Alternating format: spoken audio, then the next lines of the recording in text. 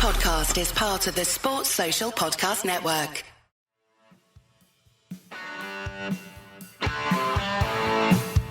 You're listening to Achtung Millwall, broadcasting from the beautiful South Birmingham. Accept no substitute. Hello, dear listeners. Welcome to is it an emergency podcast, Merv? I don't know if it's emergency or pre-planned. We've delayed it. Yeah, a bit of both. Monday to Tuesday to take account of quite the most extraordinary transfer window I've ever known. I mean, I go back 50 years and Merv goes back a similar kind of time. And Merv, there's never been a transfer window in Mill history quite like the one we've just been through, January 2025, mate. No, it's not. I mean, it started off quite calmly, didn't it? Yes. With all the C's, with Connolly and Camiel and Cundall. And it got to a point on Friday night where we were signing so many players, I was beginning to wonder if we were going through the bloody alphabet. And we were going to start any minute, and then I thought, it was just bizarre. I mean, there are two. I don't know. They're not really equivalents. There are two similarities that I thought of across the years. Number one, which is the most obvious one, I suppose, is when George Graham, on the brink of relegation to Division 4, almost rebuilt. It was practically the whole side, Merv, wasn't it? Back in 80. It was. Yeah, I was thinking of that one. Yeah. So there was that, and saved us. So from relegation to oblivion, probably.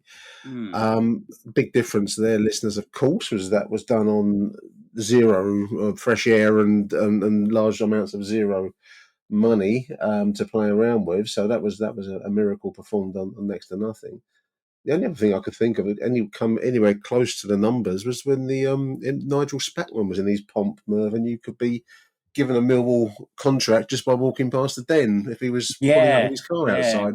They all had different sort of results, didn't they? I think. Yeah. I mean, I was thinking in terms of quality. Well, we don't know what the quality is yet. I mean, we've had a good little clue from the early arrivals like Connolly and Crammer and Cundall. But yeah, I mean, in terms of quality, I went back to the summer of '87 and was surprised to see we only actually signed 5 back then. Well, that was another one I thought of, but there weren't that many. You're right. Yeah, one of those was Wes Reed, who was obviously a kid at Arsenal who never really featured, and that was obviously Kevin O'Callaghan, Steve Wood, Cass, and George Lawrence. And at the time, it felt like they were flying in, but I think it was more the quality of them. Really did it then. And obviously, when Graham brought his players in to save us from relegation, there was no window then. I mean, he came in December, and he had literally like December, January, February, right to the end of March to sort of bring players in. But they did, there was quite a procession then as well. But yeah, it's been amazing. Quite a window. I mean, you're right. I mean, we the quality thing is the biggest difference, and the amount of money that's being used and invested here. A lot of it is presumed quality because we've only seen a few of these players that have come in this window, but we've also nowadays we've got the benefit of YouTube, so we can get some sense of what we've signed here. And the whole thing, of course, rests on the sale. It seems like a long while ago now. The sale of Romain Isse. I'm sure it's only a couple of weeks at the most, but it just seems like a different age. Yeah, well, we were discussing it a few weeks ago when it was like the world's worst kept secret. It was all but announced, and we both agreed that this now was the first big test of this new policy this new project that we were told James Wells was fronting up with Steve Gallen. And we said this will be the test now. And I think even the most optimistic fan could only have imagined, because this window is, as they say, notoriously hard to sort of get players in. I think we would have perhaps looking for maybe a few loans to patch up the injuries in the team, and then perhaps start spending in the summer. But it started as a trickle, ended up as a deluge, didn't it? And I mean, if the first three, if the first three are anything to go by, or if certainly Connolly and Crammer are anything to go by, and possibly by the looks of things, Cundall, then we could be in for an exciting time. Because I'd actually forgotten, and this is after the match or during the match on Saturday, I'd forgotten what that feeling was like when you sign a player and he's almost an instant success. I mean, obviously Connolly's had his ups and downs with his penalty, but he still looked very lively, and he's just looked that sort of Millwall player. And Crammer has been a revelation. I mean, he was involved in both goals on Saturday. I know he got a bit of a run around when they're sub-con in the second half, but I mean, and obviously Cundall, you can't do any more than score on your debut.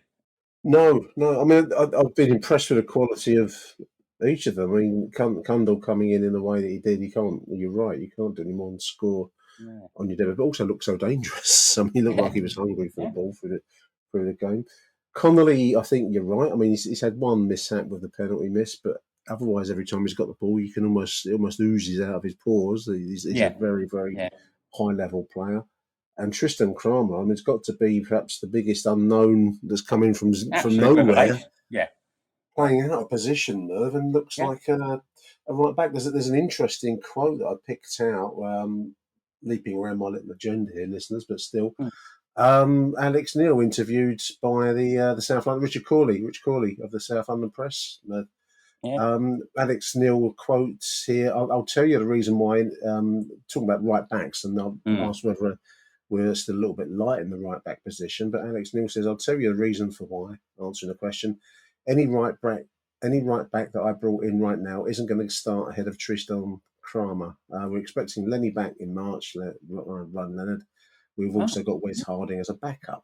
No right back is going to get in front of Tristan Kramer, he says. See, this is what I like about Alex Neil. I think I posted something like this on Facebook before. He just comes out and says it as it is. You know, he doesn't seem to have any sort of agenda. He seems to be really open-minded. I've just been reading an interview now on the Southwark News and talking about the competition for places. And it seems to me he's walked into the football club and noticed straight away what fans have been saying for about 5 years, and that we're just not positive or attack-minded enough. No. And I've say we've had the debates about whether he has any say in who he signs or not. But clearly the transfer business has been attack-minded players, and he said, we desperately needed attack-minded players at that end of the pitch. And yeah, he just seems to be someone who's a lot more, a lot more flexible in the way he coaches. He comes in. I can't imagine Bangura Williams would have got the sort of game time he has previously. But he's basically saying, these players, there's going to be competition for places, which is obviously good. Some aren't quite ready yet. Some are ready to go straight in. He said, but he's not going to judge it on age. He's going to judge it on if they do well in training. If he thinks they're ready, then he'll put them in. Which is it's music to our ears, really.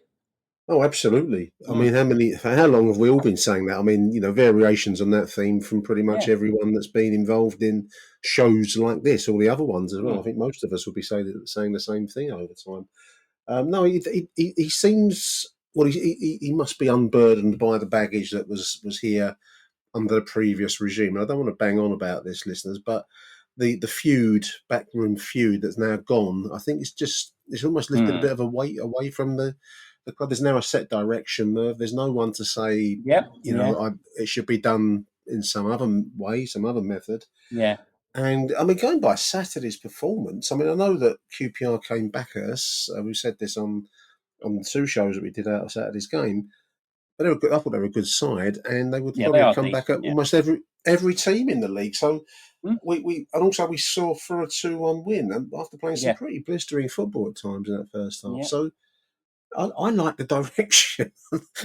Yeah, exactly. If you say to me, "What kind of football do you want to watch when you go to Millwall, Merv?" I want to watch something like that because you want to see it's a something reason to leave the home on the Saturday. Otherwise, you're not there to be bored to death, are you? You want to see your right back up top of the pitch, setting up, crossing for goals. You want to see your new midfielder throwing himself at the ball to score.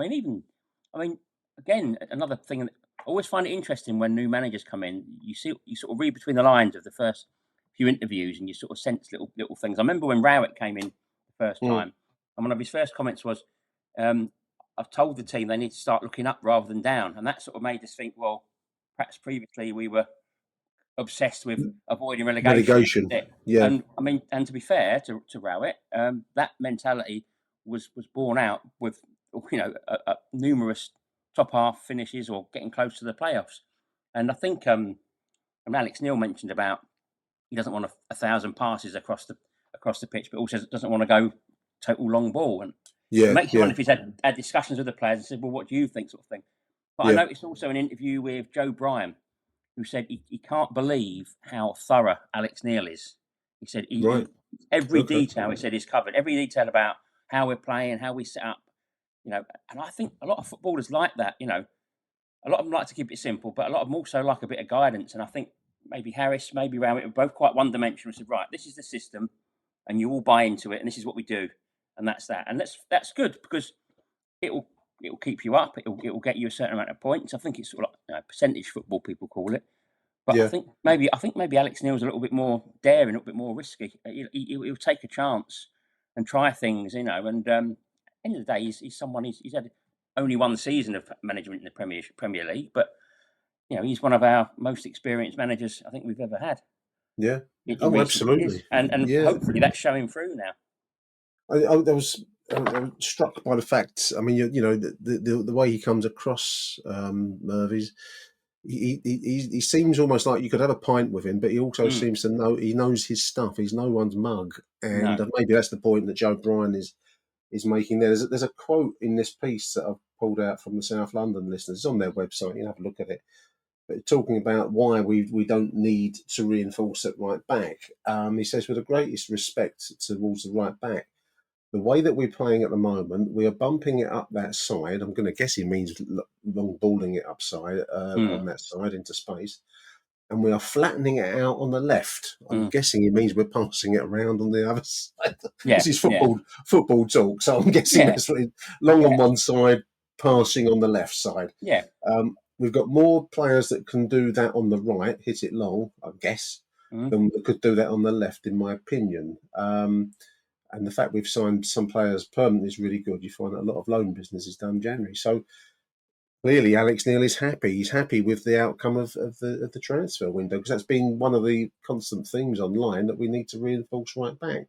Alex don't see it that way. It's interesting, Merv. It is, and I think if it wasn't for the injuries to Leonard and Danny McNamara, we probably wouldn't be that bothered. No, but I mean, he's got a good point, and also, it's the old chestnut of the best form attack is the best form of defence, whatever. But if we're, because so often now we're watching the ball, we're giving it away, and we're watching it just come flying back at us all the time. Defence is under pressure.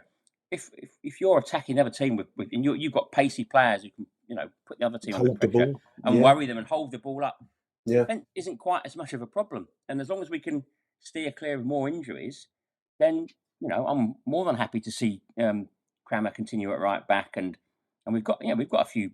I understand Denori can play right back. I've heard people say as well. Is that right? I didn't know that. Yeah, I've seen lots of debate over it. Yeah, saying Denori can play there, Harding can play there, Tanganga can play there. But obviously, we're missing out his strength in the middle then. But I think we've got you've got to put the faith in the manager. He's the one that's on the training ground with them every day, and he clearly knows his stuff. And I mean, 7 out of 8 signings are permanent, and only one loan. Yeah, again, it's brilliant. Because if it works out, we've clearly invested into the £20 million total with Zian and Romain's money. I don't know how they account for these things, listeners, but if you had the two reported numbers together, you come to 20 million by hook or by crook. So I'm going to guess we've dug into it to invest. We seem to have invested in a lot of quality. Just talking about injuries, I had to laugh. Obviously, I've done a little list here, listeners. We've got Aaron Conley, we've mentioned him already. Impressive. Tristan Kramer. AJ Matthews pulled up after 13 minutes today. Merv, the under-21 striker. I flicked onto the Academy Twitter page or X page, and the first thing I saw was substitution, 13th minute, Matthews off. Oh, no.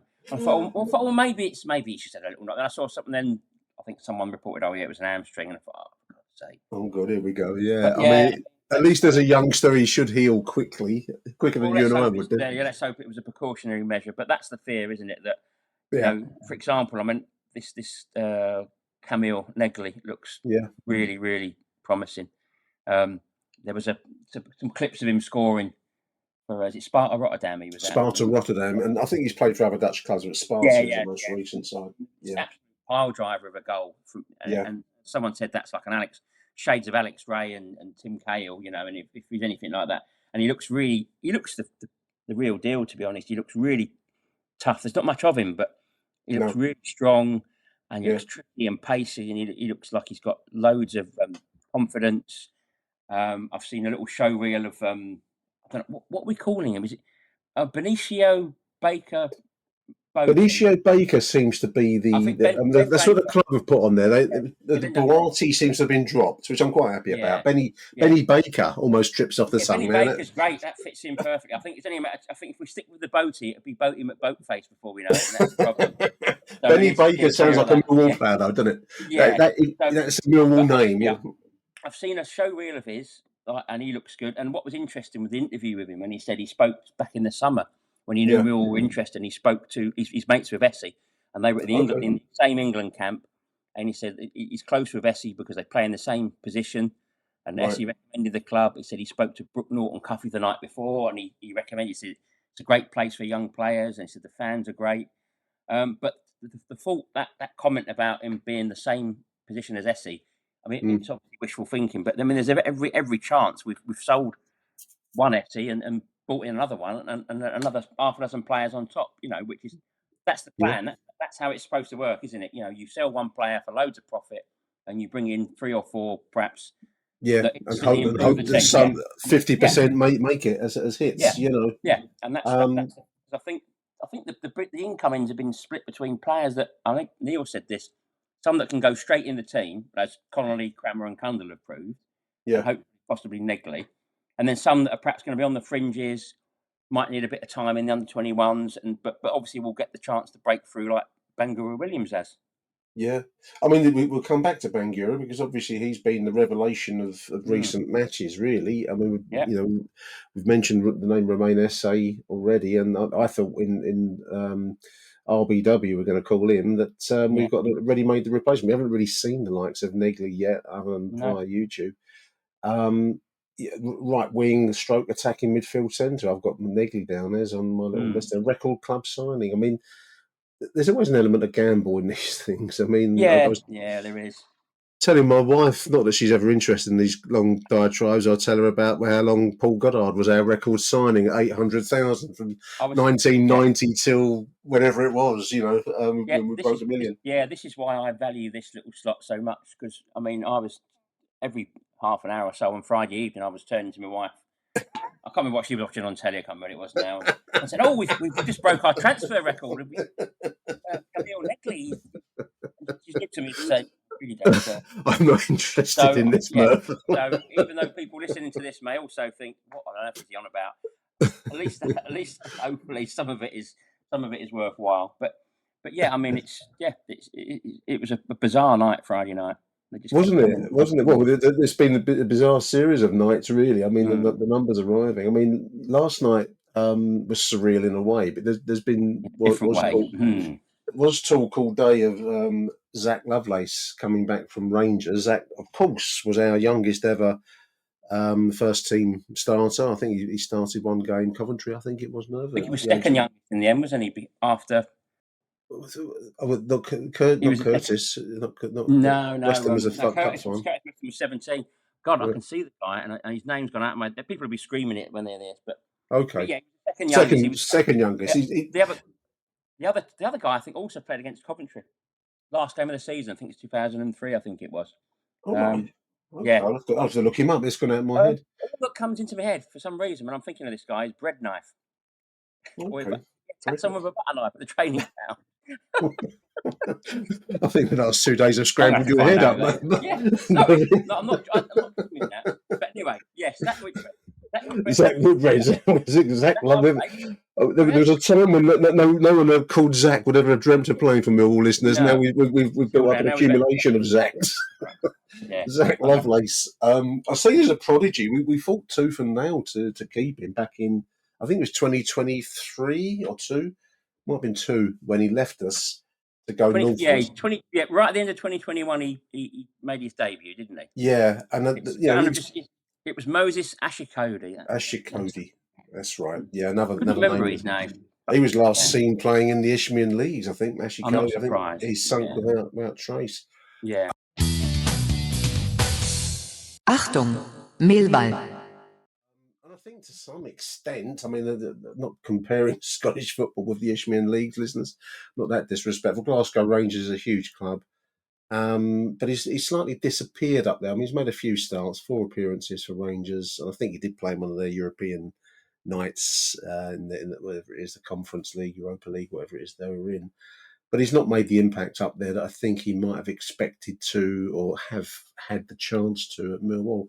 A lot of people were half and half about this signing. Merv, I wanted to touch on it because Zach Lovelace went north, aged 16, I think he was. So, I think most of his decision making was done in conjunction with his people, his parents and family and advisors, agents, I don't know. But at 16, I don't think most of us really know our arse from our elbow, really. So I'm not sure you can really hold that decision against him. I don't think you should hold it against him. But he's also probably seen the light up there. If you're not getting first team starts, your career will go into a rut quite quickly. I think that's where he's found himself. So the fact we fought hard to keep him and now he's come back should be a cause for, well, we'll see how he does, but some celebration, in my opinion. Yeah, But I how do think you so. see it? Yeah, like you say, he was 15, and obviously there's always a lot of these players that the dads seem to be the agent, don't they? And then you instantly sort of raises an eyebrow, and you think, oh, that's you start to suspect they're not being perhaps advising the best way. But yeah, I mean, Yeah. what 15-year-old is gonna turn down the chance perhaps to go to somewhere like Rangers? I'm sure they would have sold themselves to him. And I saw this comment, which I thought was really quite fair, was that at the time there wasn't any real pathway for youngsters at Millwall to get into the No, first there team. wasn't. No, there wasn't. Nothing No. to suggest that, and I think that was sold to him at Rangers. Basically said, look, come here, and there's a pathway to the first team. And I read a few comments from Rangers fans yesterday, just before the signing was confirmed, when it was fairly obvious it was going to happen. And they were suddenly saying the reverse. They were a bit annoyed that he was allowed to go. I saw one saying he showed a lot of promise, but clearly the pathway has shut, and he's obviously got that at Millwall, so they don't blame him for going. Someone said that he said he was saying that he was leaving because the club was run so amateurishly, and he wanted to go to a properly run club, but which is Sounds like someone else's feel. I mean, I'm not I sure know 16-year-old Zach Lovelace would know. I don't think it was as much him or someone, but all sorts of. It's quite fascinating when you see this Rangers fan perspective, and a Yeah. lot of fans weren't happy about it. And I know there's that sort of that feeling. Well, we weren't good enough for you 4 years ago. Why now? But things change, and football's a very selfish business, and it's a very fickle business as well. And I don't think you can afford to hold things against people. You've got to give people a chance. And if he's good enough, and he if he's good enough, we'll soon find out. And if he's not, or if he's not right for the club, or doesn't fit, then again we'll soon find out. Well, we'll soon find out. Yeah, I mean, I'm 100%. I agree with that. We'll see. I mean, a goal or two will change everything. I mean, it's interesting how quickly you can go from hero to zero or zero to hero with a win or two and a couple of goals or some moment of magic. So let's This hope is that it. You can come still on got it. you can come on a sub next month, score a couple of goals, and it'll be forgotten. No one's talking about what happened when he was 16, but we'll see. We'll see. Yeah. And our second Zach, which happened, I actually went to bed last night. I won't fill you in too much on my sleep patterns, but I thought, well, got past 11 o'clock. I thought, well, that's the Millwall excitement done for the day. So I went to bed and then woke up this morning to find that we'd signed a left back. Because I was actually reminded of Kevin Keegan in his pomp, Merv, when he was signing strikers left, right, and centre for Newcastle back in the 90s. I thought, are we going down the same road? We just be signing, a shed load of forward players, but we did get someone on loan, Zach Sturge, I think that's how you say his surname, on loan from Chelsea for the rest of the season at left back. Don't know much about him, but it does give some reinforcement for the defence, and again, probably gives Alex Neil a chance to rotate Joe Bryan a little bit more. He might be feeling the pace a little bit of being the game in, game out starting left back.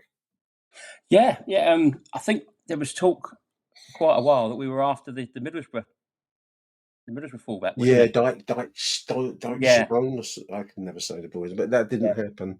I think No. that deal was contingent on other deals going through from Middlesbrough. Yeah, and I was so. quite keen on him as someone who's experienced and at that level. But yeah, I mean, it's another good youngster. I mean, when we say youngster, I mean these guys, like I think Baker and this chap. They're 20, 21, aren't they? So they're not youngsters, kids. They're youngsters, but they've played in good football, good experience. He's come from Brighton, Benny Baker. I'm going to Benny Baker's come from Brighton. Stick with Benny Baker. He's come from Brighton, Benny Baker.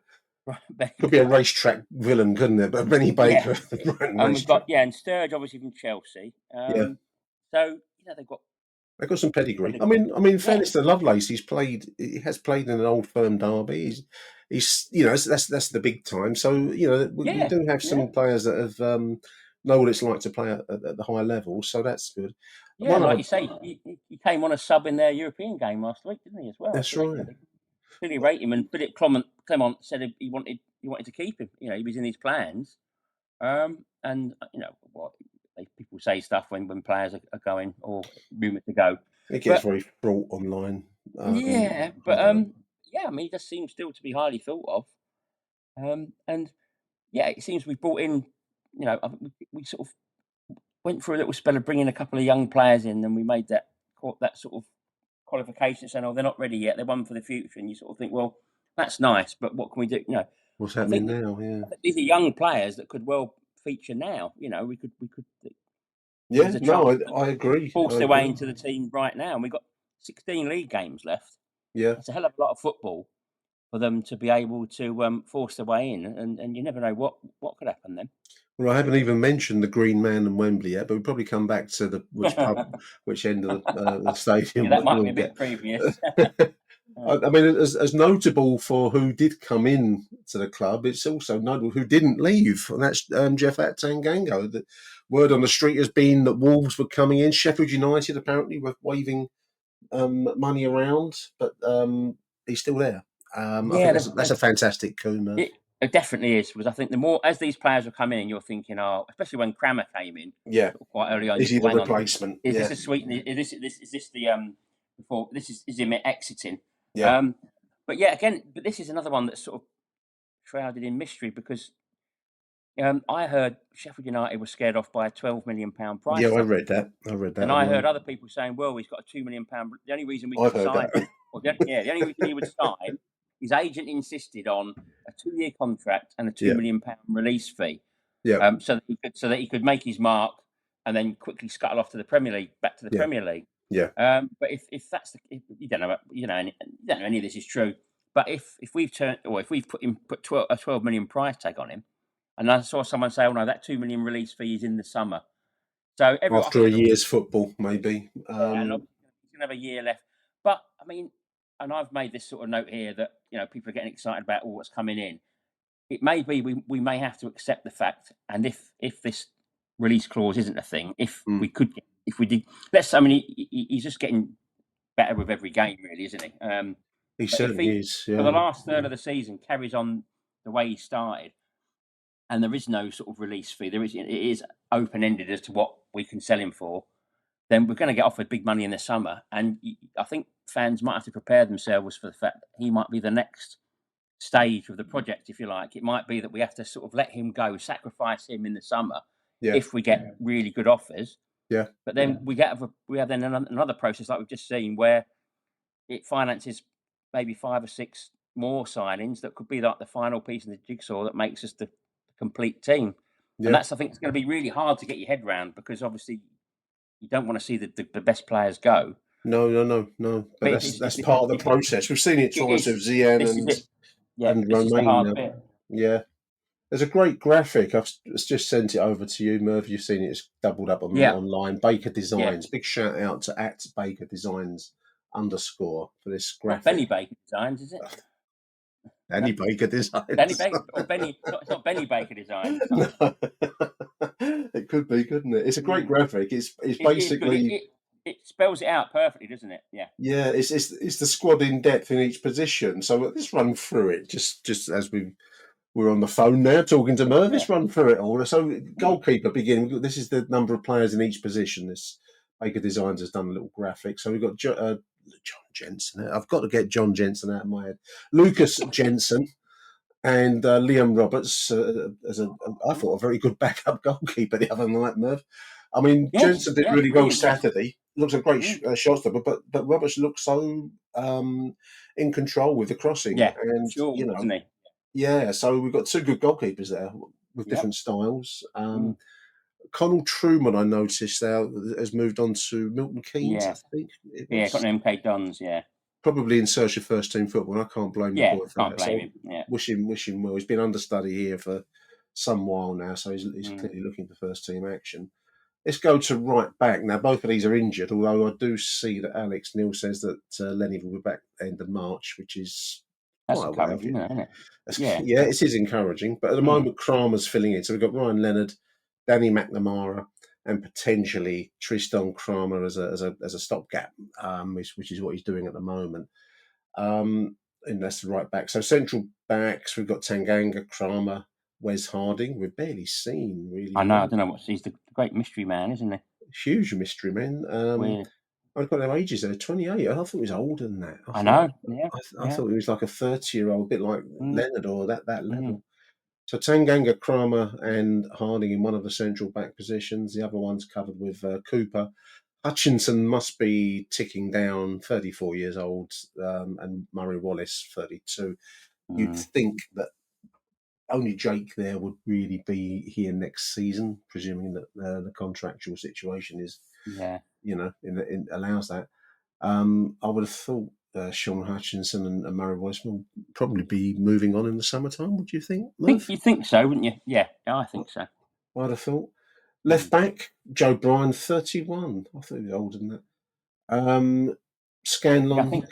Callum Scanlon, 19, and now Zach Sturge at 20. So we've got some good coverage at left back, actually, depending on how Yeah. quickly Scanlon comes back. Yeah. I'm not sure if we will see Scandon again. No. But anyway, Bryan and Obviously, Sturge there in as yeah. the Yeah. left If backs. season, yeah. If we're talking this season, then Yeah. it's good, doesn't it? Definitely. Central midfielders, two defensive players. Obviously, it's been Casper De Norre and George Saville. And I thought both, Saville particularly, we've mentioned Joe Bryan already, but I thought George Saville really raised his game on Saturday. He's really stepped up to the plate since that embarrassing little Yeah. fish out of water, as it was described, Mm. incident against Cardiff, whatever that was all about. I don't Yeah. really know. Casper De Norre, I think is again a bit of a must pick at the moment. I didn't know Mm. he had the string to his bow that he could go in right back as well. So Yeah. I read that that's somewhere something. before. Billy Mitchell. There's been sadly there's kind of question marks over Billy's future, really, isn't there? I mean, he's not getting starts. Once upon a No. time, he was seen as a starter. But Yeah. now you'd think he might move along in the summertime, Merv, because he Possibly. Yeah. Yeah. I deserves mean, first team football, doesn't he? Wherever he might go to Charlton or somewhere like that, maybe. I was going to say, I can imagine him turning up for something like Charlton, or if Neil Harris Yeah, gets another position somewhere. I can imagine him being keen. I think yeah, Mitchell is perhaps a casualty of the sort of the old regime where he fitted the Gary Rowett and the yeah, Neil Harris sort of model quite yeah, nicely, yeah. but perhaps doesn't fit into how Alex Neil wants to play. How we're going? I mean, Ryan Winter, wasn't it? There's the other midfield that's on this little graphic. I mean, Yes. he's a lone player from here for the season. I don't know. I've not really seen enough of him. Every time I have seen him, I've been quite impressed with him. He looks like a very solid player.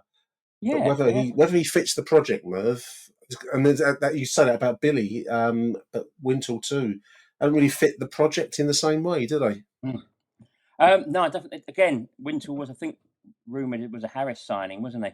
Yeah, From what I'm led to believe, we don't know for certain, obviously, but yeah, I mean, and I think he's on loan as well, Wintle, isn't he? yeah, probably be going back Winter's to on loan, Cardiff, I'd so I think. can't imagine. Yeah, I can't imagine they'd stick. Massey, I've got Andy Massey in my head. His name is Andy, not yeah, I Andy. know. I can't help. I I can't can't, see that name without seeing Andy I Massey. can't remember the boy's first name, but Massey as an option. Not seen enough of him to really comment. I read good things about him, Yeah, but I don't know. Same with Danny Kelly that came to us from Celtic. We seem to have offended both the big Glasgow clubs, which is how I like it. Celtic yeah, were upset when we signed Danny Kelly, and now Rangers are upset that we've got older Zach Lovelace back. So that can only be a good thing. Again, another player that's highly rated, but we just haven't seen him, so I'm not sure he can really really comment. In the attacking three, though, we've got an embarrassment of riches suddenly, Merv. We've gone from a situation where we were, sparse to say the least, and now we've got Camiel Neghli, probably first choice on the right wing, as this graphic's got it. Femi Aziz will be entitled to think of himself as a first choice starter. Yeah. Duncan Watmore probably for the M1 at the end of the season, but Alex Neil does seem to rate him as a kind of a late impact man. So he might have certainly for this season, he might expect to get some game time. But that Neghli, a lot of hopes are riding on him. I've only got YouTube to go by, but he looks the part, Merv. Yes, he does. I'm not sure. I thought Neghli was a left winger, but I could be wrong with that. I think Steve Gannon said he can play. Yeah. He can play either side, or he could play as a 10. Central, I think, as well. Yeah. I think like he's got lots of plenty of flexibility. But yeah, I think Watmore. I think I never know with player contracts. So I like a lot of people rely on that Transfer Marks website, and they try and put contract ends of contract in, but I'm not sure how reliable it is. But I think Watmore he might be up. His contract might be up in the summer as well. Wouldn't surprise me. Yeah, he'll be 31 at the start of next season.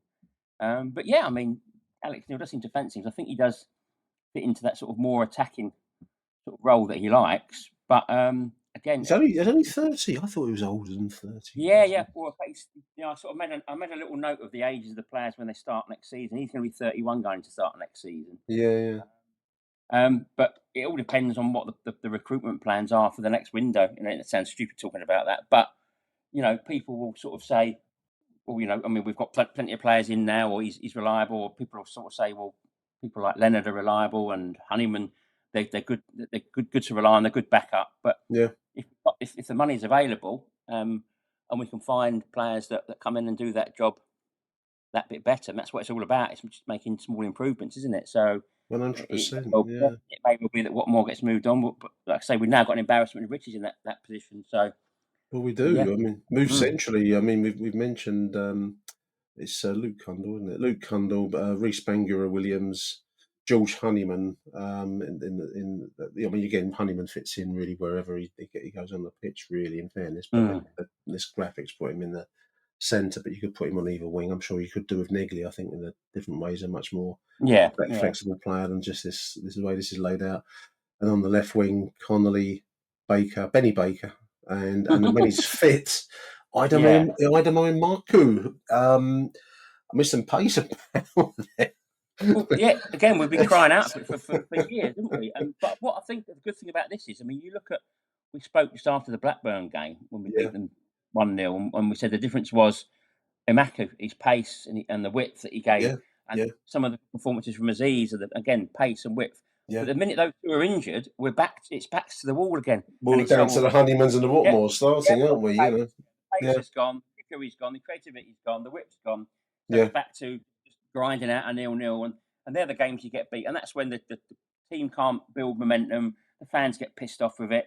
But now this sort of strength in depth we've got is, I mean, I've seen loads of discussions on social media saying, well, where are all these players going to fit in? Well, it's good old fashioned competition for places, and being able to spare players as well. Not having to play them, because obviously the Championship you can play like 5 games in 10 days or 2 weeks sometimes. I think it's what we just did. I think we played 5 in 2 weeks. And players are naturally going to, you can talk about injury jinxes, but players are naturally going to pick up knocks in that sort of intensity. Absolutely. But if we've only got Imaku and Aziz in those roles, as flair players, and they're bound. The nature.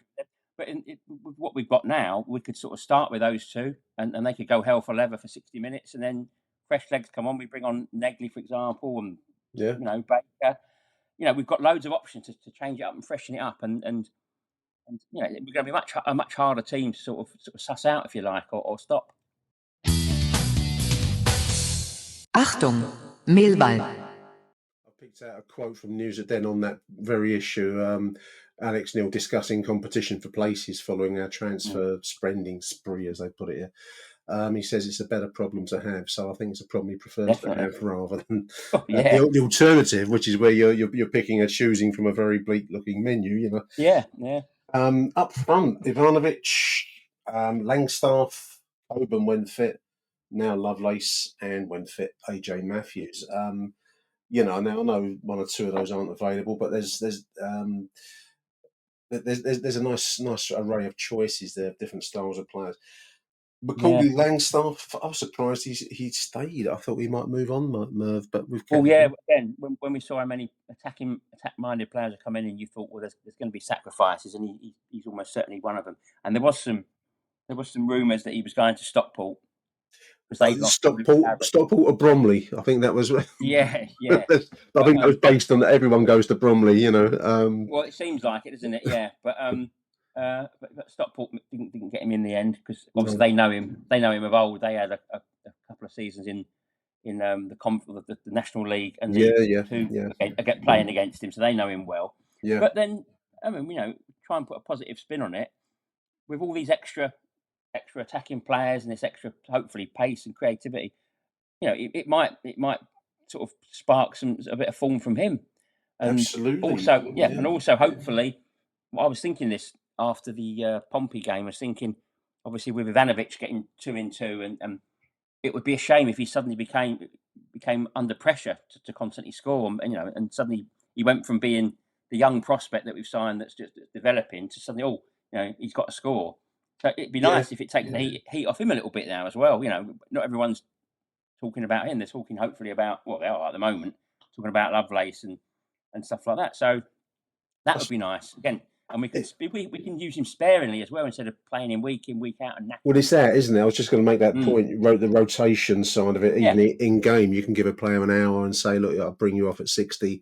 And then you've got half an hour of another quality replacement. And you can rotate the squad. You can mix and match it in game. You're far better off with choices than where there's no choices. So, no, it's going to be an interesting period ahead. I mean, you made the point earlier on, Merv, that we've played 30 games. Still got 16 games to go in this a lot campaign. Of football, isn't it? Yeah. Not football, and I'm going to whisper it out there, listeners. We're only 4 points off of West Bromwich Albion in sixth spot. Well, I wonder whether that's been part of the equation. I mean, clearly we've pushed the boat out a little bit to spending wise. I don't know the accounts. I'm going to guess that there's a the club is being run on an even keel. But there must be a sense that if you can get a few results. I mean, we've just seen what impact 3 wins on the spin ball. Yeah. Who knows? Anything is possible. I've just realised there's one. We've talked about Harding being the forgotten man, but there's someone that's even been left off of Baker Designs. Who's that? Kevin Nesbitt. Nesbitt. Yes, he's the forgotten man. I mean, if he didn't think he had a future at Millwall before the transfer window, then he must have had it rammed down his throat now. I would have thought. You'd think. I mean, obviously Alex Neil, fellow Scott. Maybe he knows. Has got contacts. I don't know. I thought we might see him come back, but then we've picked up such an array of. It's like we got into the crown jewels and then. Walk past Ratner's jewellers on the way out, haven't we? I think it's a matter of getting what we can from him in the summer because I think he's obviously going to go back to Scotland, but unfortunately he's not done that great at Aberdeen to sort of attract any interest. But it'd be nice to recoup some of the money. But no, I'd clean forgotten him. You're right, though. Yeah, I had. Absolutely right. So there we are. A hectic trading period, as the South London puts it. And the headline there is that Alex Neil doesn't feel out any areas of the squad that have been left short after the winter transfer window. That's quite a moment. I can't think of anything that has ever come anywhere close to it in Millwall history. One other thing just before we close, Merv, I just wanted to congratulate Japhet Tanganga. He's been nominated for as one of 5 for the EFL Player of the Year at the League Football Association Awards show. Big congratulations to Japhet Tanganga, and we'll see how it works out. But it's just great to see him with us for the remainder of the season. So I say a big thank you to you, Merv, for joining me on the show. It's, a day late. It's Tuesday with Merv, not Monday with Merv. Tuesday with Merv. Just a quick one, just in case Mr. Asher-Cody's legal team are listening. Apparently, it was a butter knife that he attacked Mark McCammon with, but only allegedly. So I'll just look that up. So just to clear that one up. Yeah. So, did it have marmalade on it? I'm not sure.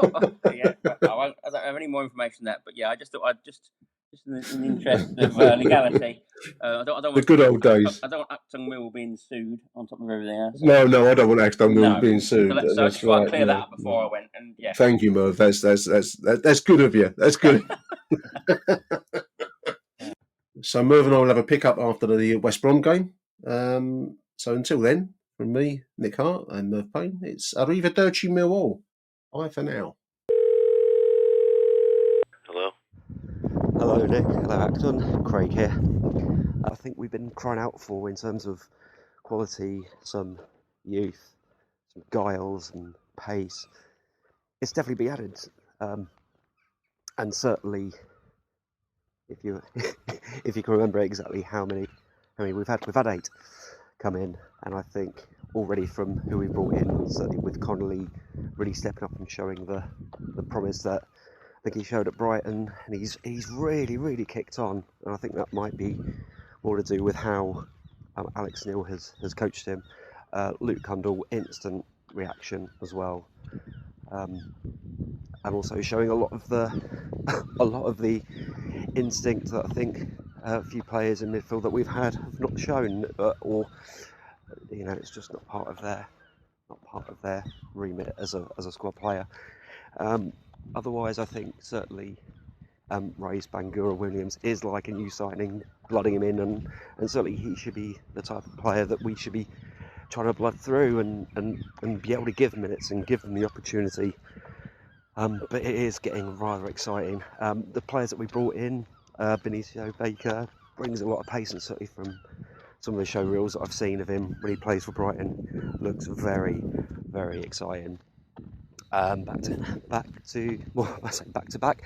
Zach signings, Zach Lovelace and Zach Sturge coming in. I think there's certainly going to be players who are there as backup, but also we're going to be helping Zach Sturge become more of a all-round player, I think, for Chelsea. But Zach Lovelace coming back, I think it's a good step for him to come back and obviously learn from previous mistakes. I think obviously bringing AJ Matthews in the Coburn mould, but bringing him from Borough as well, very young, very raw. And to be fair, do we know much about him? Not really. So here's hoping we're going to make him Coburn Mark II for us. Although he was taken off the under-21s, which was a bit of a surprise, but hopefully it's just a precaution more than anything. Camiel Neghli, our marquee signing. There's a lot of promise there, and a bit of excitement as well, and adds more to our threatening position of being a number 10 or out on the wing. I think it's looking very good for us, and certainly in terms of the squad depth, I think that is one thing that we are lacking. I know they'll be thinking, a few fans thinking, we've got too many players now, what are we going to do with them, how are we going to keep them happy? That is Alex Neil's problem, and to keep them all happy, and think how we've just had a 3-game week and our players were running on empty towards the end of it. How refreshing is it that we can have more squad rotation, provided they all stay fit, of course, because we still have Aziz to come back, we still have Himaku to come back. I think this also does show that perhaps the end of the road is coming for a few players, and I'll tell you what, keeping on with Tanganga and actually having a bit of a flex to say, you want him? 12 million then, lads. If not, fuck off. I think that is quite the flex price, and also what a strong position we are in. We have a fully contracted quality player. I'm not even thinking about any release clauses for him, because he's still our player. We still have another 3 to 4 months of the season to go. Let's make the most of this while we still have him. And I think there is a lot to be very happy with, because I'm rating this window as a complete 10 out of 10 window, and I'd say kudos to Gallon, kudos to James Berylson, kudos to Alex Neil, who I'm sure has had some input in terms of the shape and the way we play, because we are looking very, very good. And I think it will be perhaps a very, very exciting and very interesting end of season. But let's be patient. We showed a lot of patience with Remain SA. We need to show a lot of patience with a lot of the youngsters that we have brought in, because they are essentially our long-term view of the club, and whether they are seen as assets as well, and they will see us as a stepping stone. If they're a stepping stone, then so be it. But if it means that we sell someone in a similar mold to SA who brings in 40 million, and then we are able to reinvest that into the team to take us to the next level, which it looks like we are going up to that next level, then we're in a situation where we haven't kind of, as you've said, Nick, kill our darlings. We need to be brave enough to sell on players, knowing that we are willing to take the next step, and as long as we're reinvesting it in the right type of players and they fit the mould, and I'm certain that the harmony in the squad is going to be still strong after all this, because we'll be bringing in the types of characters who fit who we have. And come on, we don't get many chances to be excited as Millwall fans, so let's make the most of this. Anyway, 10 out of 10, Gallen and Berylson and Neil. Let's see how we do against Leeds. I've just realised I've completely forgotten to talk about one player in particular who has just come in and been like a breath of fresh air for us, and that was Tristan Kramer, or Kramer, as he's called down in the West Country. Honestly, as a makeshift right back and a solid professional, and this is what I mean by the right characters coming into Millwall. He seems to be the right type of character, as are all the players that are coming in, and they've all got something to prove as well. And I think certainly so far, out of all the signings that have come in, Tristan has been the one standout, I think, in my opinion. He's been the best January transfer signing that we've got, and my goodness, we've got him at just the right time. So just thought, because I've accidentally forgot to miss him off the list of players I wanted to talk about, he was one in particular who has been a real favourite. So absolutely fantastic acquisition, and also props to the recruitment team as well. Anyway, I'm off to make my dinner. Bye. Hi Nick, David Liederkram here. Like many Millwall supporters, if not all Millwall supporters, I've got some thoughts on the transfers we've made. The first point, I think, is that I'm absolutely thrilled that the owners have decided to reinvest a fair chunk of the SC money on young players who can really improve the team, and, to use the horrible modern expression, be assets for the future. In the past, we've had all sorts of transfer windows, ones where nothing's happened or very little has happened, others where we've recruited what can only be described as journeymen, for want of a better word. But on this occasion, we've really done very, very well, I think. We've recruited 8 players, 4 for now, 4 probably for next season. And so far, the ones that we have seen have been incredibly effective. Obviously, Kundl, Kramer and Connolly have all performed well in the couple of games that they've been in, or few games they've been in, and there's every reason to believe that they're going to go on and become really good players for us.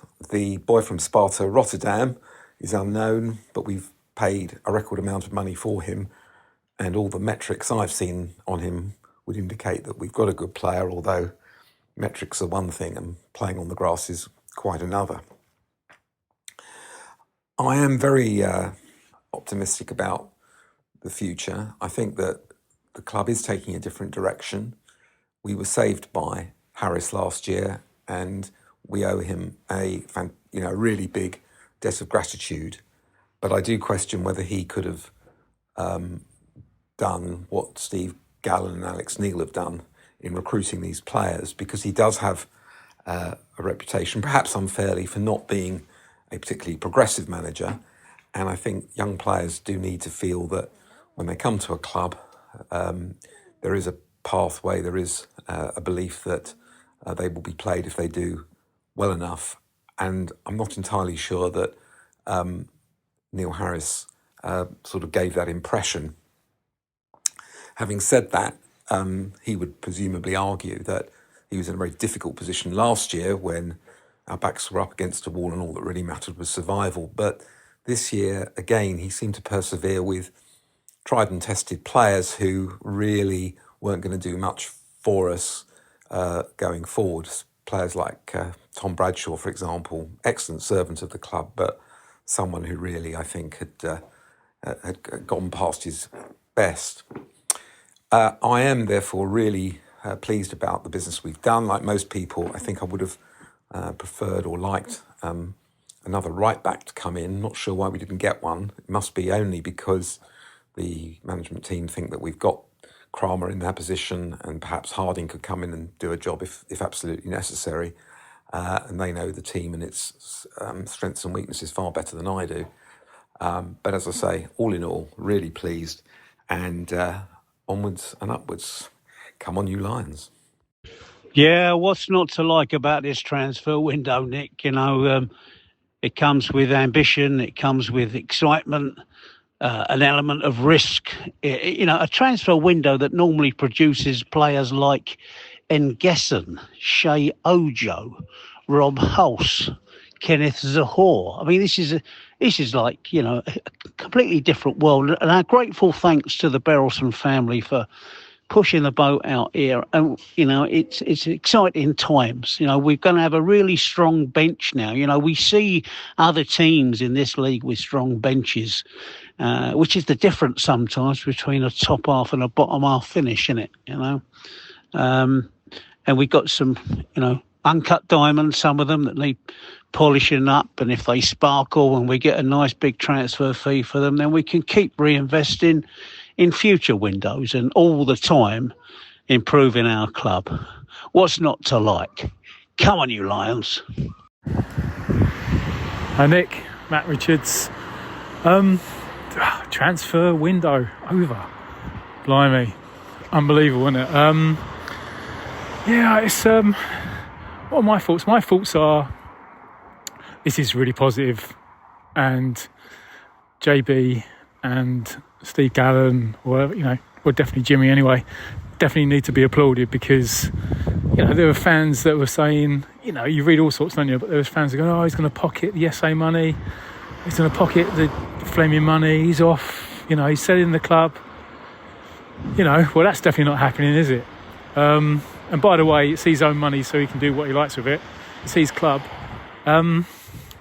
But he's gone out, he's buying players, young players, and the majority of them, or virtually all of them, have some form of pedigree that I can see, some sort of evidence that they've got talent, and that talent can be nurtured, into a good player for Millwall Football Club. So he's going to have a problem with that.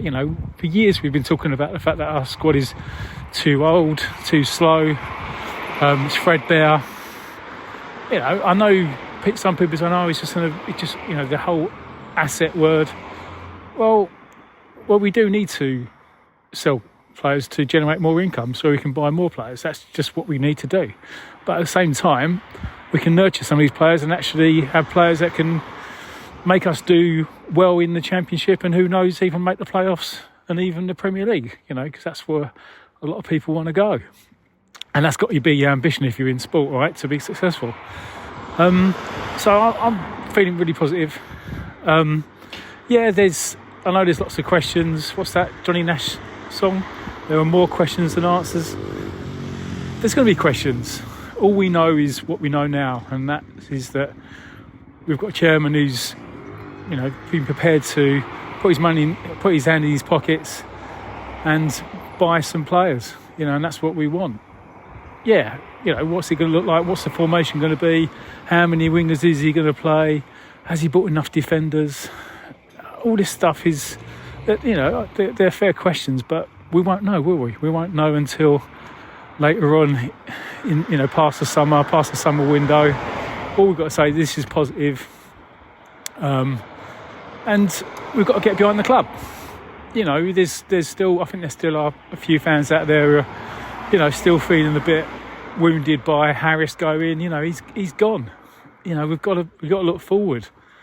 You know, we've just got to. Hopefully, this will work. I mean, and there's nothing to say that it will work. Nothing's guaranteed in life, is it? Nothing's guaranteed in football. But he's trying something different. And who knows where it's going to go? But it's definitely different. And I wouldn't say I'm excited. I'm just thinking, good on ya. Let's try something different. Fingers crossed it works out. And what I would say is, final words on this is, it does appear that we've got a head coach who knows the sport. He knows the game. He's no mug. And, you know, if we get behind him, he's got a track record of being able to develop younger players. He's also got a track record of success. So I think I'd be more concerned if we didn't have him at the helm. We had someone like a Joe Edwards, but we haven't. We've got Alex Neil. So, yeah, feeling positive. Yeah, there's loads of questions, but we don't know the answers yet, do we? We just have to wait and see. Anyway, cheers, Nick. Come on, you lines.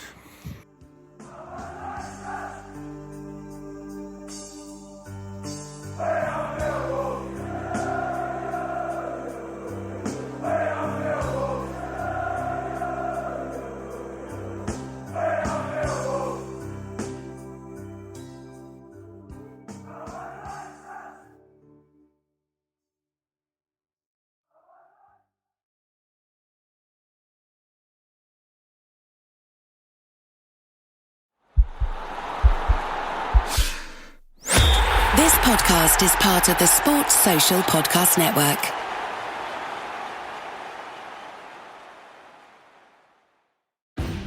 At your job, do you ever have to deal with a nose roller? How about a snub pulley? Well, if you're installing a new conveyor belt system, dealing with the different components can sound like you're speaking a foreign language.